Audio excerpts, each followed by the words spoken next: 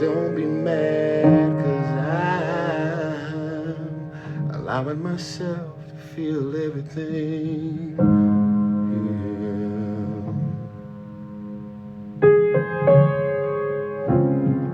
Beautiful pain is coming. My first single just dropped a couple days ago.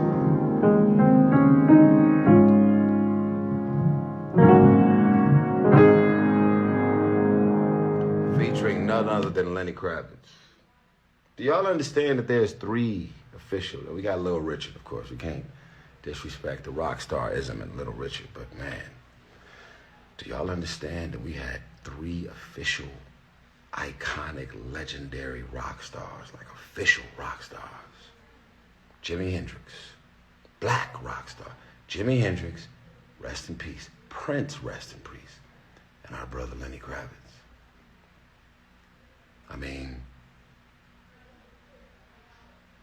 for me to have Lenny Kravitz playing on my first single, like my mind, Leandria Johnson, what? Whew. It's a range of emotions all over me. It's a range of emotion, and I feel everything. Yeah.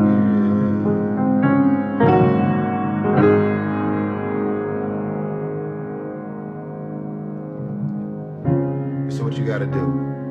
Click the link in my Instagram bio.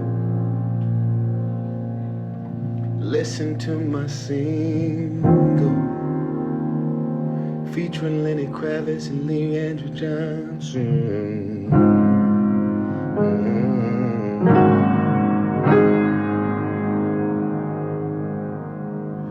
Click the link in my Instagram bio.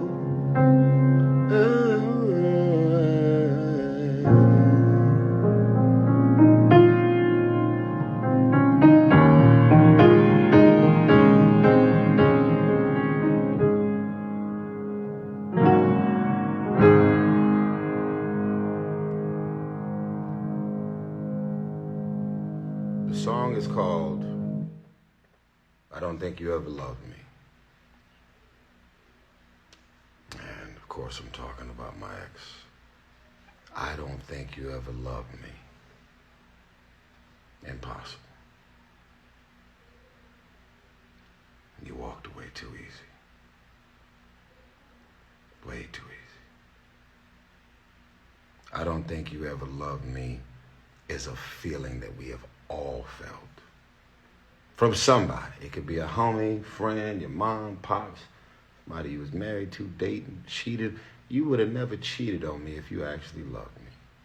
You would have never did that or said that or treated me like that or embarrassed me like if you ever loved me. You can't make those connections to somebody doing that and then saying that they ever loved you. It's impossible to believe. And so I had to get out of my own little bubble and just say, man, all of these Instagram posts. Y'all remember during the pandemic, we was doing date night? Remember every Friday night we had Tamia and Eric Benet and Brian McKnight? Y'all remember we was doing date night? That was on the other side of my crying video. That was on the other side of all of the stuff I dealt with the accusation from the baby mama. Everything in my life pertaining to me and my marriage, in my mind, had an opportunity to hit the reset button. We was doing date night every Friday night. Jonathan McReynolds showed up and performed. Remember that, y'all? Whew. So to get back to Atlanta on Father's Day, I shot 2 music videos in a row. A song called Black Excellence featuring Rick Ross. Another video called Legendary featuring CeeLo Green. I'll never forget.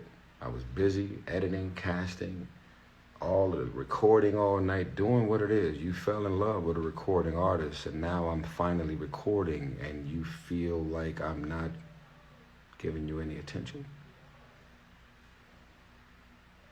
I'm working. Do you leave LeBron because he's being LeBron? He's a Laker. He's on the road. He's got to wake up for practice. He's in the gym, watching his health, his nutrition. He's doing interviews. He's signing deals. He's doing movies. He's got Nike's commercials. You don't leave LeBron for being LeBron. You don't leave me when I finally decide to do what it is that I do, which is singing. My first love is music. I finally started doing music, and you feel like I'm not giving you no energy and no attention, and you leave me.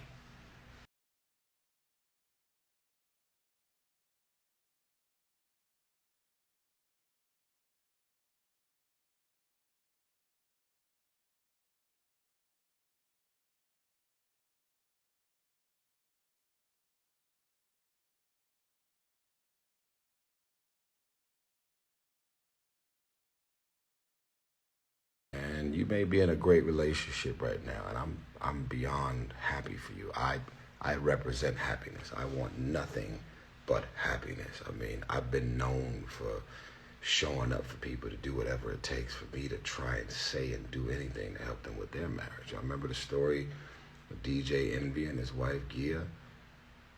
I never wanted anybody to know what God used me to do. I represent love. I love to love. I love when people are in love. It is my favorite feeling and sentiment.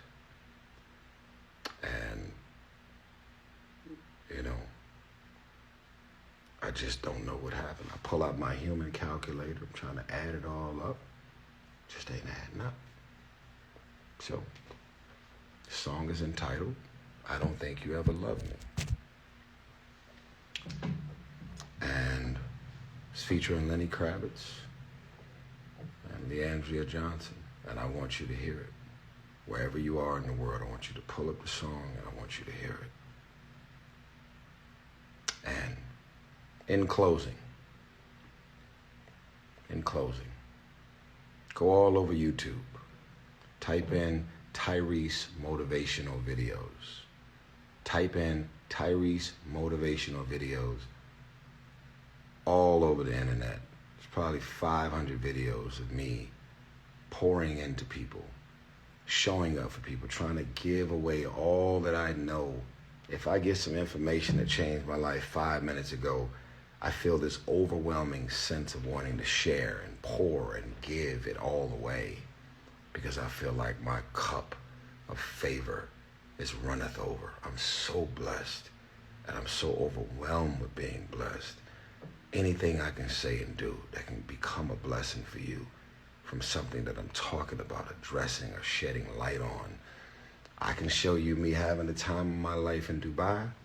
I can also have a whole conversation about the traumas and the pains of baby mama drama, accusations, and the real live in real time feelings in and around emotions and feelings and hurt and the disappointment of something that you wanted to do for the rest of your life coming to an abrupt end.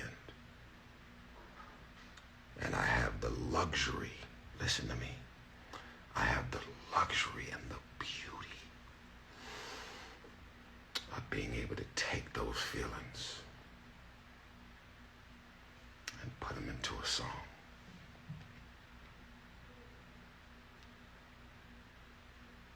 Which is why I never go to the studio. Because if I'm not singing about something that's real, music can't afford me. Let me say it again. Music and the music business cannot afford me. I'm not chasing relevancy. I don't care about the charts. I don't care about your Grammys versus me with no Grammys. I don't care about nobody else's hits, they clicks, they entourage, what they driving, who they fucking. I don't care about none of that, man. I do me. 100% I do me. And if I'm not feeling something, I'm not going to go to the studio. So, this Beautiful Pain album was ignited by the love, the divorce, the traumas and the pain of this unexpected thing. And it's also inspired by Zelly. I got a lot of beautiful songs on my album, expressing my thoughts and feelings and sentiments. And there's a few beautiful songs on there about Sam.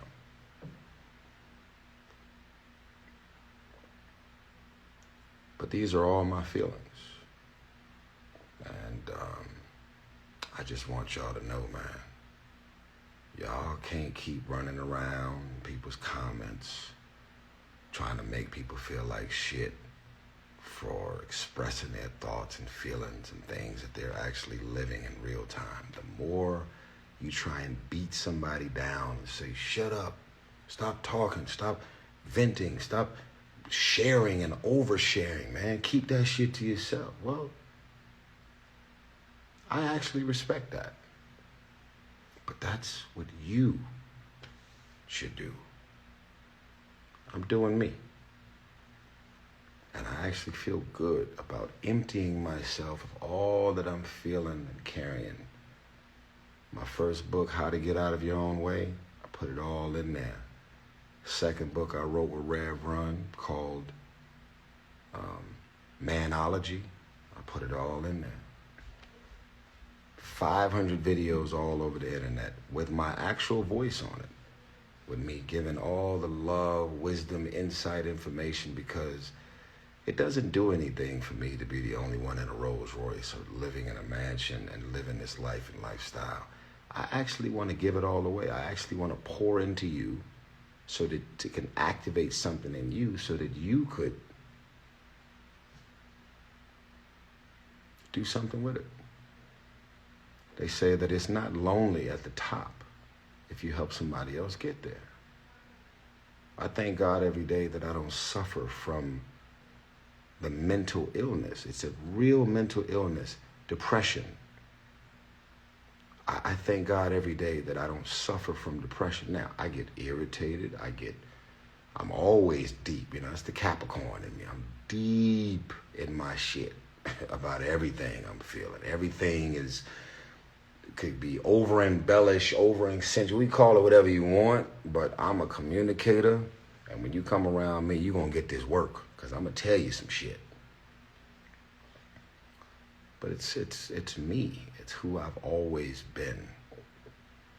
I don't want y'all to confuse me with Roman Pierce, who's cracking jokes and having fun in the Fast and the Furious. I don't want y'all to confuse me with some dark, dramatic role.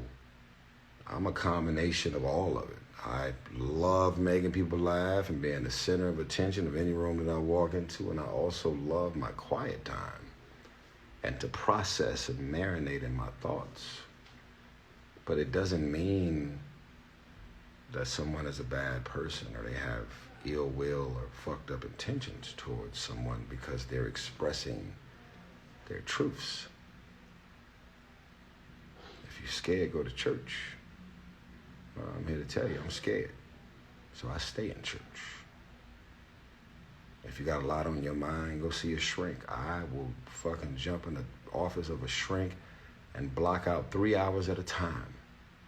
Because I got so much shit I want to talk to you about, because I'm hoping that I can say something and you could use your wisdom and knowledge and educational background to help me to shrink these problems and all this shit that I'm carrying. And then you create art.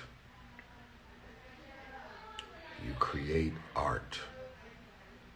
And that's the art. The first single is called I Don't Think You Ever Loved Me, featuring Lenny Kravitz and Leandria Johnson. The album is entitled Beautiful Pain, and it's my truth. If she ever wants to tell her truth, tell her to go do an album. Tell her to go write a book. Do whatever she wants to do. Podcast, she's doing Miracle Mondays. Keep telling people whatever your truth or your interpretation of the truth is. You're allowed that. You got the freedom to speak up and speak out about whatever you feel, whatever's on your mind, the way you see it. You know, you're empowering a bunch of women to leave whatever marriage or relationship they're in because you left. Whatever your goals and agendas are, go for it. I can't shut you up and you can't shut me up.